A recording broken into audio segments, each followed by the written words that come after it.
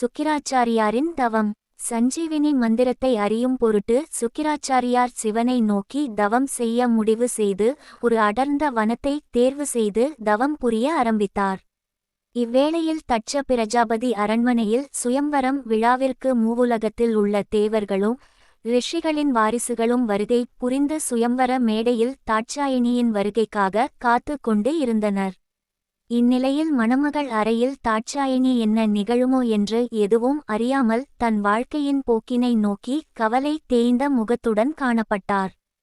தோழிகள் மற்றும் தன் உடன்பிறந்த சகோதரிகள் முடிந்த மட்டில் ஆதரவு கூறியும் கலை இழந்த முகத்துடன் தாட்சாயினி காணப்பட்டார்.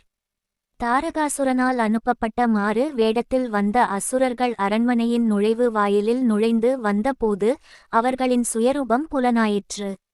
பின் அந்த அசுரர்களை அரண்மனையின் மெய்காப்பாளர்களால் பிடித்து வெளியேற்றப்பட்டனர். இதைக் கண்ட தட்சன் தன் மகளுக்கு விருப்பமான மணமகன் வந்திருப்பான் என்று முடிவு செய்து நுழைவு வாயிலை மூட தன் பாதுகாவலருக்கு உத்தரவிட்டான்.